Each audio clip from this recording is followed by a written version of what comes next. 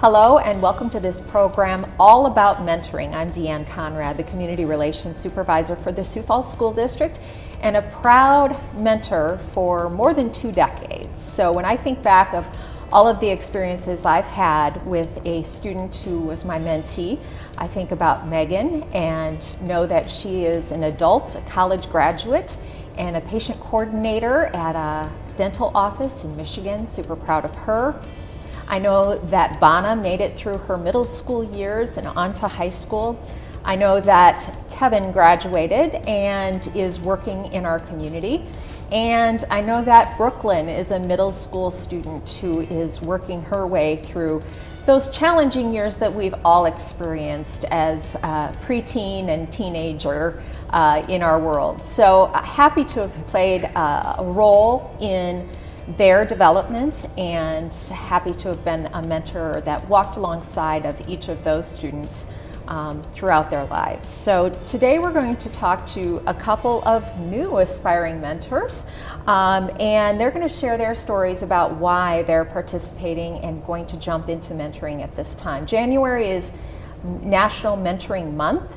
But certainly we need mentors year-round, and we hope that we can inspire some of you out there today to consider mentoring for the future. There's certainly students in our schools who need that support of a caring adult to walk alongside them in their journeys. So we'll have our guests introduce themselves before we get started with our conversations, and let's go first with you, Nate. Okay. Nate Hughes. I work at UBS Financial Services in Sioux Falls. New to the mentorship program, just getting into it. Joined, I guess, originally, just when I think back of all the good mentors I've had in my life, and how fortunate I have been to have those mentors. I think, there's a lot of people not as fortunate, and think, obviously an hour a week isn't too much to ask to give back a little bit. So. All right, very good. Thanks, Nate. And Tristan. My name is Tristan Jackson, and I work for Great Life. Excuse me. And this will be my kind of first official mentoring capacity starting later this year. I kind of got into mentoring by working for the Sioux Falls School District with Kids Inc. And just really seeing how just showing up day by day, how you can really make a difference in those kids' lives, and it has since continued on from there. Right, very good. Well, you make a great point. It's that consistency, and it doesn't take long. It's an hour a week. I say that, and yet I go over the lunch hour, or in a traditional year, I would go over the lunch hour, which isn't really an hour. It's more like 40 minutes maybe. So really, to invest time in mentoring, you can pretty well, if you're assigned to a student in a nearby, wherever you work and then the school is nearby, you literally can leave your desk and be back in an hour's time. And so it's not a huge commitment. It typically happens during the day, so it's not, another after work thing you have to do and that type of thing. So those experiences for you, did you anticipate, Tristan, that you would enjoy it as much, working with kids as much as you do? 100% no. When I moved to Sioux Falls, I went to the University of Sioux Falls for exercise science, and I needed a job. And I had a friend who had already worked for Kids Inc. and he liked it. So I applied, I got the job, started working with kids, and really, truly fell in love with it. And I think the big thing about mentoring for me is, I make an impact on the kids, but I think they make a bigger impact on me at the end of the day. That is so true. And that, I think, is what gets mentors to come back year after year is, it might be a little scary at first, where you don't know who this child is and what are we going to talk about? What are we going to do? And suddenly you meet, and then it's like, you have to go back for as much fulfillment for yourself as you hope they're getting as well. And it's kind of that reciprocal arrangement, I guess, if you will.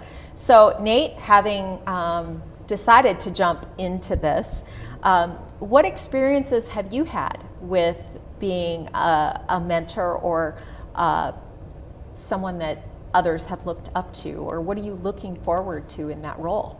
Yeah, so I think mostly just from my upbringing was in, like a lot of kids, is centered around sports, and you know, you have those initial mentors in your life, coaches and different people pointing you in the right direction, whether it's a positive message each day. So originally after graduating college from Augustana, I got into a coaching role for ice hockey here, and it was younger kids, Mite yes. which is your really young, like 5, 6, 8-year-olds, I think was the max, and I think I had no idea what to expect going into it, but then selfishly it becomes one of the best hours of your week, that you get to go mess around with these kids, because you know, obviously they have a lot of energy.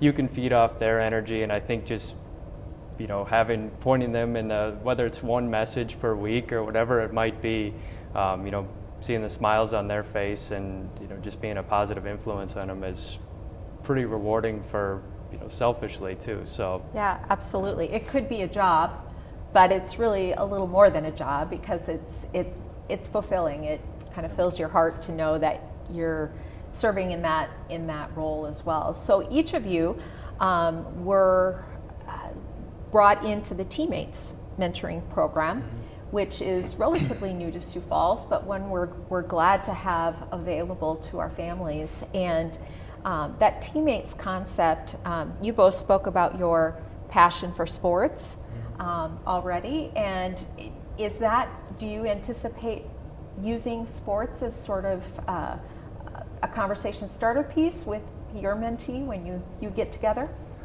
For me, I would say not necessarily. It's going to be, you know, they may not even be interested in sports.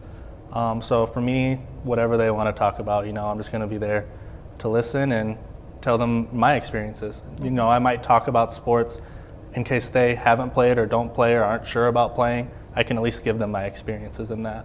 Right. And sometimes sometimes you spend your time mentoring, playing a game, a board game. Sometimes you just do, well, for me and a couple of my mentees, we would do crafts or something along that line.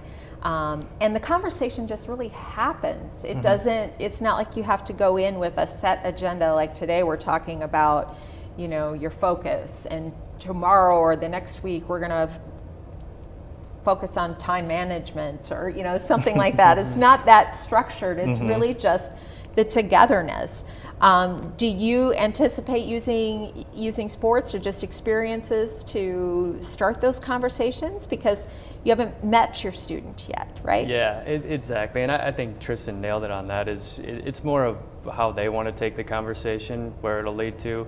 I mean, I can just remember some of the coaching conversations. A lot of them revolve around video games, which at this point, it's all way over my, I have no idea what they're talking about. Oh, come on, you're a player, aren't you? You're a gamer. I wish, but you've got to be a gamer. I mean, their faces light up when they talk about it, so if they're excited about it, you know, let them go on it and hear them through. And I don't have much to talk about when it comes to video games, but if they're excited about it, then it's just fun to listen to them. Right. So how did you get approached about becoming a mentor for the Teammates program? Had you heard about it, or was this a new concept? Who came to sort of twist your arm? Yeah, so I had a coworker who, oddly enough, had a mentor when he was growing up, and he wasn't, I think when you have multiple kids, it might be a little bit harder to actually find that hour in the week, but he's a huge Nebraska fan, and he said there's the Tom Osborne connection. He forwarded it to me and said, this would be a cool idea, and I thought, this would be great. It doesn't seem like it would take too much, and I've been looking for something after coaching, so it seemed like a good fit, and just wanted to see it through. So absolutely. And how about you? Did somebody approach you? I know there has been the connection with Tom Walsh, and this huge supporter of Teammates and getting that up and running in Sioux Falls. Yeah, so for me, working with Great Life and being the Play Everything coordinator, I already work a lot with the school district. So it just seemed like a really natural fit. And of course, when they brought it to my attention, of course, I wanted to be involved in whatever way. But yeah, just working with Great Life, I just kind of naturally had an in. But when I heard about it, I was all for it. Yeah, absolutely. Well, it's great to be flanked by two gentlemen here because there are so many needs for positive male role models in our schools. And it's not just boys who need the positive male role models, but girls as well, who have had various experiences that need a chance to see a positive person showing up consistently and that type of thing. So when you were getting matched with your person, and again, these gentlemen haven't yet met their mentees, so they're waiting in anticipation. But by the time people are viewing this, hopefully that has happened. But what did you have to go through in order did you fill anything out to sort of tell about the process about how, okay, I'm going to do this, then what happened? Was there like a survey or an interview or something that you shared about your strengths and that type of thing? Yep, there absolutely is. You fill out a piece of paper with, life experiences, your interests and all that. And then teammates isn't gonna match you with somebody just to match you up. They're really gonna take their time and make sure that it's a right fit. Mm-hmm. So those experiences, maybe past experiences or what have you, are important and may mirror some of what the student is working on as well. So what are you most anticipating with, what are you looking forward to in this relationship as you build it? Yeah, so I think initially there's going to be the phase where you kind of have to get to know each other, and then hopefully once you get over that, it's it's something that hopefully for both of us, it's something that you can look forward to each week. It's something you got on the calendar, and that each week I can't wait for my call or my lunch or whatever it might be with your mentee. So that's kind of what I'm most looking forward to, is just having something that we can both look forward to, and it's not something that it's hopefully my goal, at least for the mentee, is it's something that he has each week that he goes, oh, I can't wait to talk to Nate again, and not, oh, I got to do this call with this guy again. So hopefully I can kind of make it fun and entertaining at least. So. Right, absolutely. And in this situation now, we are doing virtual mentoring and getting that underway. Our kids, for a long time, for several months, 9, 10, 11 months now, have experienced some isolation due to COVID, and obviously schools being shut down fourth quarter last year. Summer looked a whole lot different in terms of activities and things like that maybe didn't occur. And there's been some anticipation of, oh, maybe the school year is going to be different. Well, it has been different. We haven't been able to do all of the things we've planned to do. The activities might not be the same. Different sort of school functions aren't the same. And we know as a school district, those challenges aren't just going to go away when COVID is under control. Those things are going to continue to resonate and may bubble up to be broader issues years into the future. How does that play with your thinking, knowing that some of these kids have not had the relationship building that is normally done during a school year? Are you thinking about that in the back of your mind, or is it not something you're focusing too much on? Yeah, so that's definitely something that's crossed my mind. Is that I think just people in general need that connection and want to have someone to talk to and someone to listen. And so it's just been, if anything, this year it's just been shown that much more, but kind of expedited that and kind of brought to the forefront that it's that important for people. And I think not even not just kids, people in general need that connection, need someone to talk to, need human interaction. Mm-hmm. And so those kids that aren't getting that, especially in the years where they should be learning a lot more things, and they should be I guess they're at an age where a positive influence is really important, and if they don't have anyone in their life, that connection is definitely becomes that much more important. So that's and especially a year like this year, and like you said, it might not change for a little bit longer. That the more kids that we can have to get that connection and to have someone just to talk to and listen to is that much more important. Absolutely. And any thoughts from you, Tristan, along that line as well? Yeah, I think, in an elementary school on a typical year, there's just so much going on. They have field trips, there's guest speakers and all these things. And, when you think about even high schoolers, you feel for seniors who are missing all of these stuff. Well, at an elementary level, it's the same for fifth graders, where maybe they only get to go on a trip as a fifth grader and things like that. Mm-hmm. So I think they're missing a lot of that, and just like Nate said, that having that human connection, someone that they can talk and listen to, I think was going to be very beneficial. Absolutely. We do know that our community, thankfully, they answer the call in so many ways.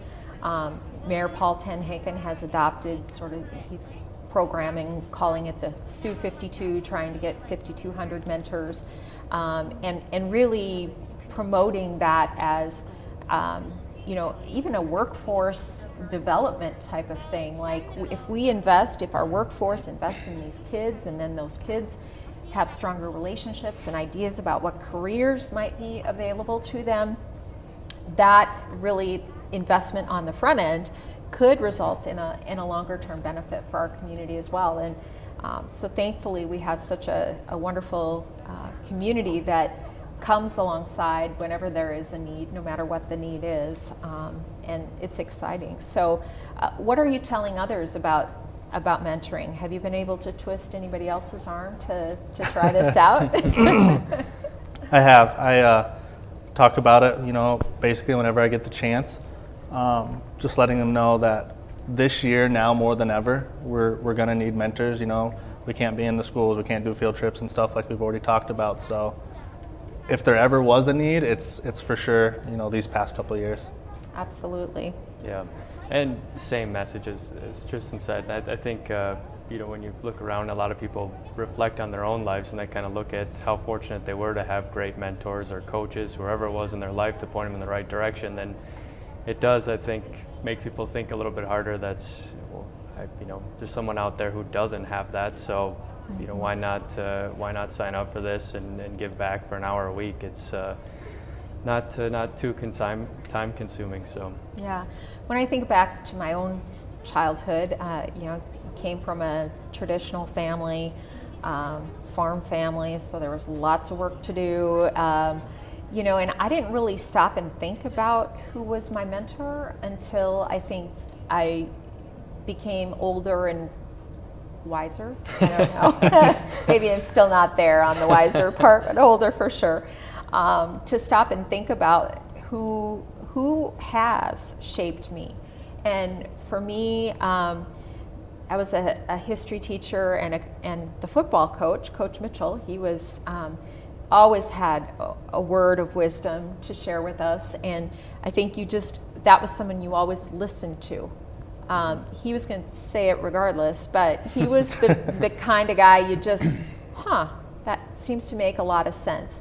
Then I think about, in terms of my professional life, an English teacher who really sparked in me, you're a good writer. It's like, I am. I hate to write, and now suddenly that became maybe that's what I should do. And so, kind of gets you along that line. So when you think about your own mentors, who could you name? Maybe they'll see this, maybe they won't, but, and Coach and Mrs. Bragley probably won't see this, but they are people that helped guide and move me in the right direction. So who would you say, Tristan? For me, I'm going to take it back just a little bit. You had mentioned, you didn't really think about who your mentor was until you got older.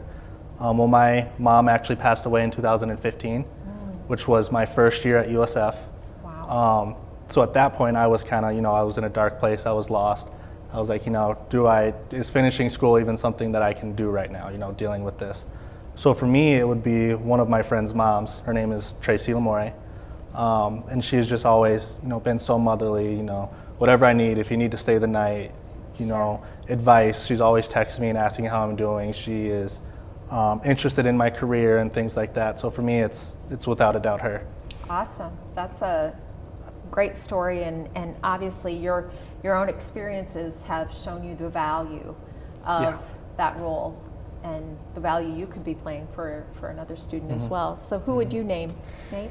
Yeah, so I mean, there's lots of teachers and coaches along the way that you get different messages from, and usually it's just something of some positivity or some positive note.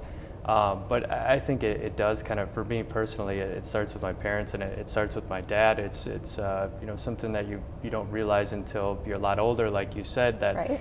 Now when you look back on it, and he's telling you the behind the scenes of showing up to your baseball practices every single, with 3 kids, and he's talking about how stressed he was, and these breakdowns in traffic trying to get to this stuff, and you're like, at the time you just take it for granted, and everything's, you don't realize that consistency and them showing up to coach or to be there to watch you is something that is a lot more work on this end.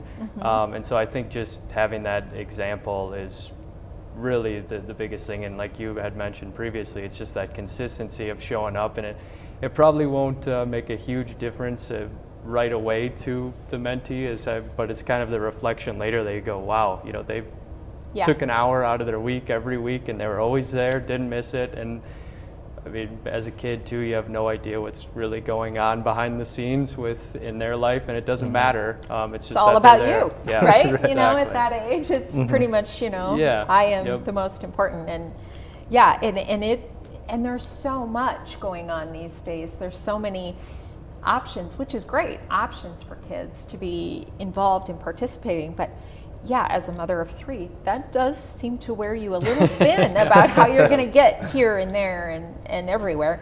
And I clearly wouldn't have named Mrs. Braley and Coach Mitchell as my mentors back at the time that I was experiencing that. But when you step away and you come back and you look at your life and appreciate all of those things, what do you want this person you're going to meet as your mentee, what do you hope they say about you in 20 years? I hope they say that I made a difference in their lives, that I was trustworthy, dependable, and I hope in 20 years that we're still talking and that they're still reaching out. Yeah. Well, I would say my first mentee that I talked about, Megan in Michigan, we lost touch after she moved to Michigan as an 8th grader, and thanks to the world of social media, I don't know, I don't thank social media all the time, but we were able to connect about 5 years ago, and at that time she was graduating from college. Wow. And just said some wonderful things about our time together, and it was like, wow, that forget those things. So what do you hope your mentee says about you in 20 years? Yeah, so kind of the same thing. You hope you can kind of build that connection and at least be a reference point as they grow up, because obviously everyone growing up is going to have different experiences, and if they can use you as a sounding board to hopefully point them in the right direction at least a couple times along that way, and kind of keep that connection, and hope, even if they they don't like me in the beginning, hopefully there's some reflection looking back on it, and we still are connected at that point. Well, I have a story about Kevin, and he lives in Sioux Falls, so I don't know that maybe he'll see this or not, I'm not really sure, but Kevin did not talk to me for at least the first 6 meetings. And you start questioning yourself, going, all right, is it because I'm a woman and you wanted a guy and they didn't have any guys? Is that where we're at? I mean, what's going on here? I don't know how, but we landed one day playing Uno. And that little stinker, who's an adult now, he was so competitive. And so that became our thing, and then he started talking bit by bit by bit, and we went through a lot together, to get him comfortable with me, and then opening up a little bit more about, you know, some of the needs he had academically or at home or what have you. And boy, it was a struggle. And so it's not always easy, but it's always worth it. Absolutely always worth it. You've probably had some of those kiddos you've encountered along the way too. I have, Yeah. for sure. Yeah, and you just have to keep chipping away at them. You know, but I was sort of banging my head up against the wall thinking, I don't know, this is like, this isn't as easy as I thought it was going to be. But Kevin's always been a special person to me, and ran into him a while ago, and I would not have recognized him until he spoke. And he said, "Can I help you with that?" And I, Kevin, hi. You know, I hadn't seen him in so long, but it was like, I'm like, I don't care if this is legal or not, you're working, but I'm going to give you a hug because I haven't seen you forever. So, but just that joy and, you know, that relationship, getting through the good times is fun, getting through the hard times is rewarding. So much, really, as we started this conversation, when we talked about, I felt like I was getting as much back as I was giving. So if anyone's thinking about mentoring, let's just end up on that. What would you say? Did you have your own reservations, or what could you tell people who might be thinking about mentoring, jumping in? Jumping in, I would tell them, you know, don't have really an expectation because you have no idea where it's going to go. You know, I know you mentioned about chipping away at Kevin, and I think, you know, all relationships take time, and I think the best ones take even more time. And then when you finally break through, it's like, I'm sure, you know, you and Kevin could just become super close. Yeah. I know for me and, you know, the kids that I work with, chipping away and then finally having that breakthrough, it's totally worth it.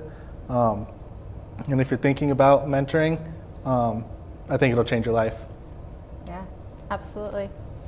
Yeah, well, just like Tristan said again, I think you know, there's a lot of people in the community who are eager to give back to Sioux Falls, and a lot of people who are looking for the right way to do it. And I think this, I mean, Teammates makes it incredibly easy to do it, to get signed up. They're happy to have anyone that they can possibly have, and they'll make it as easy as possible. So, you know, I think this is a great avenue to go, and it's hopefully will be rewarding for both parties. So Right, worthwhile for sure. Yeah. I know they do. Teammates does some checking background checks and making sure that you'd be a good person to connect with a young child.